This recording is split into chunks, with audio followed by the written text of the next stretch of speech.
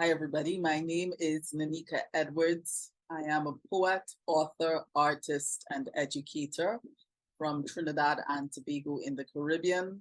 If you're wondering about how to pronounce my name, which is something a lot of people ask me about, doesn't matter. You can say Nanika, Nika. The correct pronunciation is actually Neka, but almost nobody calls me that, including myself. Anyway, it's a Nigerian name. Anyway, that's neither here nor there. I wanted to continue with my discussion about making plans for the new year, New Year's resolutions. Um, Personally, I believe in them. I know some people don't. I personally do. I think they've helped me focus and really meet some of my targets. I tend to be a bit over ambitious in terms of the length of my list of things that I like to cover. But I think just the act of making a list means that I'm going to cover something, even if it's just one thing. And one is better than none. Um, anyway, one of the things that I wanted to do this year, as in years past, was to pick up some new languages. In years past, in the past, unfortunately, or fortunately, I don't know, maybe it just wasn't the right time, didn't work out. But this year I got some traction. I fell off the bicycle a bit, but I think I could easily get back on. But yes, I'll let me give you some details about this. So I'm a linguist. I speak Spanish, French, Mandarin, Chinese, intermediate German, French, Spanish, Chinese, conversational level. I can hold a conversation reasonably comfortably, depending on the topic. And I would even throw Creole English in there because Standard English and Creole English are like two separate, almost like two separate languages, even though they're from the English stream, if I could put it like that. But I decided to try picking up Portuguese and Korean. Portuguese I had tried with in the past. Korean I picked up quite a bit because I lived in South Korea, but I always stayed at like beginner level because I was so busy having a good time. I really didn't try too hard to pick up the language. I lived with some Korean families, and I guess I could have easily picked up Korean that way, but I was really there to help the families learn English. That's a whole other story that maybe I'll get into another day. But I really didn't have to try too hard to learn Korean, and I didn't try too hard. I was too busy having a good time in South Korea. And as for Portuguese, I love Portuguese. I think it just sounds so beautiful. I think growing up, I don't know if you've ever heard of what are they called? That group. It's a Brazilian, I think it's a Brazilian group. They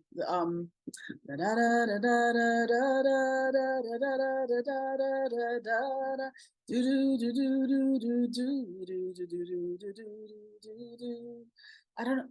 I can't remember the name of that group, but I think maybe having listened to some Brazilian music or just hearing Brazilian Portuguese spoken, kind of just love the language. I love French. I think the in terms of sound, in terms of the musicality of a language, the romantic sound of the language, for me, French does it for me, right? But Portuguese is right up there with French. I think Portuguese has a very soft, sensual kind of sound, I guess, because they have a lot of sounds in the language, a lot of nasal sounds. It's just a very soft, beautiful language, I think. I know a lot of Spanish speakers do not like Portuguese. I've heard Spanish speakers say that Portuguese is Spanish badly spoken. But I really like Portuguese. Anyway, my aim was to pick up Portuguese and Korean and make some headway, and to also beef up the languages that I already know.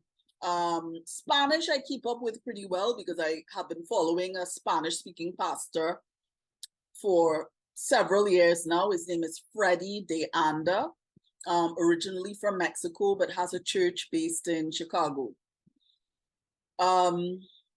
My French is a little rusty, I think. It's good. I can hold a conversation, have a beautiful accent in French. I think out of all the languages that I speak, French might be the one where my accent is maybe closest to the original to a native speaker. Maybe French and Chinese, right? But anyway, I love speaking French, but gotta just work on cleaning off some of the rust. Chinese, my Chinese is very good, but Chinese, it's not like, say, French and Spanish, where because it's so, like French and Spanish are so close to English that if I don't know something, I could make an educated guess about how to maybe improvise in certain situations and probably be correct or close to correct. Chinese is not really like that. It's either you know it or you don't know it. So Chinese is a slightly different challenge. So I can hold a conversation, but I'd really like to kind of up my level. You always, you never arrive. You always have to be aiming for a higher level no matter what you do. There was even a time I thought, okay, poetry, I've done it all. I don't think I have to go any higher. And God has showed me quite emphatically that yes, there are other levels. There are other levels even with the poetry. So yeah, there are always higher levels. And my German is intermediate level. I'd really like to get it to like fully conversational level. I can hold a conversation to some extent, but not a large extent. I'm not completely basic, but not upper level, not quite yet. So now in teaching myself new languages or trying to acquire new levels in languages that I knew and kind of know a bit of from the past, and in trying to up my level with languages that I'm fairly comfortable with, what I have had to do is take my own advice that I tend to give to other people when other people are trying to learn other languages and they come to me for advice. I've had to take some of my own advice. And one of the things that I've done, I could tell you two of my main online sources for really hitting my targets. I'll tell you what some of my main sources are, what my main online sources are for hitting my linguistic targets. And by the way, I use different material, whether it's hard copy books or social media content, but mainly social media content. But two of my favorite go-to places, among many, many, many others, are Our Daily Bread and Pinkfong. I like Our Daily Bread because you can access other languages. You can access the same material, or sometimes mainly the same material, except for the Portuguese. But I can get all the languages that I'm interested in, except for Korean, on Our Daily Bread. And usually I would get the same article across languages, right? So that's really helpful. And plus the audio, you can get the audio on Our Daily Bread. Plus I'm interested in Christian content, of course. So, and Our Daily Bread articles. If you've never heard of Our Daily Bread is a Christian devotional where you can get very short articles that are designed to build a person's faith and to edify and help people walk with God in a healthy way and to build rich relationship with God. It's something that I grew up on as a Christian when I was in high school. Anyway, what I like about Our Daily Bread is I can read the same article in English, Spanish, French, Chinese, German, and then get a different article for Portuguese. I'm not entirely sure why they do it like that, but I get a different article for Portuguese, and everything else I can get, across languages. And so I find that very helpful. If you can download the app to your phone, or if this interests you, you can download the app to your phone, or you can get it online, like on your like on a laptop or something like that, or on your phone online, like on Google or some search engine. You can get the audio in different languages, which I can't always do with the phone app. Like I don't get French audio on the app on my phone. So, that's, but still I find this Our Daily Bread very, very helpful, because what I would tend to do is read an article in English just to make sure I understand the nuances of everything that's being shared and that has been written in the article. Then I would go to Spanish, then French, then German, and then Chinese. And what I would do with the Chinese is that I would not read it on the Our Daily Bread website. I would cut and paste the Chinese, put it into a annotated Chinese reader, which is a special app that would allow me to copy and paste the Chinese text, the script, into a window, and then I would get the click a button and I would get the Romanized Chinese pronunciation together with that, so that I make sure I get the pronunciation exactly right. So that's what I do with that. And then I would look at the Portuguese. So the Portuguese, because I'm not reading the same article that I would have read in the other languages in Portuguese, because they have separate articles for Portuguese on Our Daily Bread. Really what's happening with the Portuguese is I would be learning intuitively, because I would have nothing to compare the Portuguese with. But because it's so close to Spanish, I'm never really completely lost. And then with Pinkfong is something you can find on YouTube. If you check the section where you get different channels, you would see that you can get Pinkfong in many different languages, including Korean. So I think all the languages that I'm interested in, I can get on Pinkfong. So Spanish, French, Chinese, German, Portuguese, Korean, I can get all of them on Pinkfong. Pinkfong is geared towards very young kids, but I'm a kid at heart. I love the illustrations. I love the artwork. Very cute. May not appeal to guys and teenage boys, but I like it. The videos are very short, so I don't have to spend a lot of time trying to absorb a lot of information that's probably going to leak out anyway. So Pinkfong is perfect. Videos that are like 2-3 minutes long, and bam, you're done. A lot of times with music, so you've got the added reinforcement power of something musical to go along with your learning experience. So I really like Pinkfong. Of course, there are many roads to Rome, and of course Our Daily Bread and Pinkfong are not the only resources that I use to hit my target here, but they've worked really, really well for me. And I kind of fell off the horse at one point because I got distracted by other things that I'm working on. But my plan is to get back in the saddle and really keep galloping forward. Anyway, with respect to it's not what I meant to say. I would like to recommend some books from my own collection of books that I've produced, that I've self-published, for people who may be interested in working on your language skills in that way, like by getting a book. Books that I would recommend from my own collection would be, and they're all available on Amazon, by the way, would be A Poetry Calendar. It's in English and Spanish, but right now you can get this book as an ebook either in English or in Spanish. So if you're interested in Spanish and your Spanish is strong enough, you could just get the Spanish version and work on your Spanish.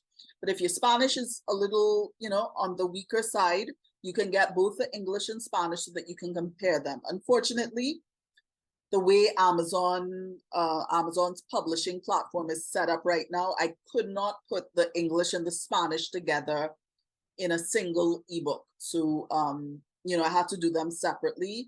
And eventually what I would like to do is make the paperback version with the English and the Spanish together available. Not available right now, but eventually I expect it would be again. There's also M is for Maxi Taxi, My Trini Alphabet, wonderful book, beautifully illustrated. A Poetry Calendar is also beautifully illustrated. M is for Maxi Taxi is in Spanish and English. It's an alphabet book based on the culture of Trinidad and Tobago. There's also curried crab. It's in Spanish, French, Chinese, German, and of course, English. So that's curried crab. Heart Smart 1 to 3 is Chinese based, but it's easy to follow, I think, if you just give it some thought and not, don't feel intimidated by the Chinese. You just have to, you really just have to kind of suspend your disbelief about what some things represent, and you can get past that, okay? All right, and Trini, and by the way, Heart Smart explores emotional intelligence issues. There's Trini Sweet Hand, which is teaches Chinese by it teaches people about Trini cuisine through Chinese, right? By teaching Chinese. It's a wonderful book. If you've already started on your journey of learning Chinese, this is a perfect book to get. And then I've got a book for little kids called Trace to Ace. Has a good bit of Chinese in there, but not too much that would be off-putting for a little child. Imagination Lab is like a creativity book that is designed to help young people with creative writing. Not so much with the mechanics of creative writing, but more with generating ideas that people can write about. And there is a linguistic element to that book. So there is Spanish, French, and Chinese. And of course, the book is written in English. So Imagination Lab for boys and Imagination Lab for girls. I also have a book called C is for Chameleon, my animal alphabet book, which is, or my animal alphabet, which is an alphabet book with beautiful paper collage illustrations. And it features English, Spanish, French, German, and Portuguese. So that's English, Spanish, French, German, and Portuguese. And finally, if you're not from Trinidad and Tobago, and even if you are and you're interested in books in Trini Creole English, then I would recommend We Talk Poetry, which is a collection of poems in Trini Creole English. Sorry, this list is so long, but I just have a lot of books that fit this category that you may be interested in. So We Talk Poetry, there's a version with only standard, with only Creole English, Trini Creole English. And then there's another version where I have standard English and Trini Creole English side by side. I also have a book called TNT and Poetry, which features some poems in Trini Creole English along with poems in standard English. I also have We Talk Poetry. So I think We Talk Poetry is going to become a series, but We Talk Poetry, the Bible 1. So it's the Bible in Trini Creole English. And I can promise you that's highly entertaining. It goes from Genesis right down to the book of Revelation. I also have a book called Short and Sweet with very short poems. Most of the poems in there are very, very short. And there is a section, or there are some sections where you can get poems in Trini Creole English. And finally, the customer's complaint. The customer's complaint is it's kind of like a business exercise book, you could almost say, but the centerpiece of that book is a poem written in Trini Creole English about customer service in Trinidad and Tobago. It's in the voice of a customer going from business to business and finding themselves increasingly frustrated by the typical customer service that a person can expect, unfortunately, when they come to Trinidad. And I hate to say that, but it's the truth. I think those of us who live in Trinidad, we know this. And those who have visited and have experienced it, you would know it as well, right? It's not something for us to be proud of, but I wrote that book so that we can do something about it and fix the problem. All right, so that's it. You may want to consider learning a new language in 2024 and beyond. Learning a new language helps you to see life, things, people, culture from a whole different perspective. And that is always a valuable tool to have in your skill set. So I would encourage anybody out there, go learn a new language. You don't have to go the whole way. You don't have to go the go the whole way, or what is it they say, eat the whole hog. I can't remember how you say it, but you don't have to go the whole way. You don't have to go the full 9 yards.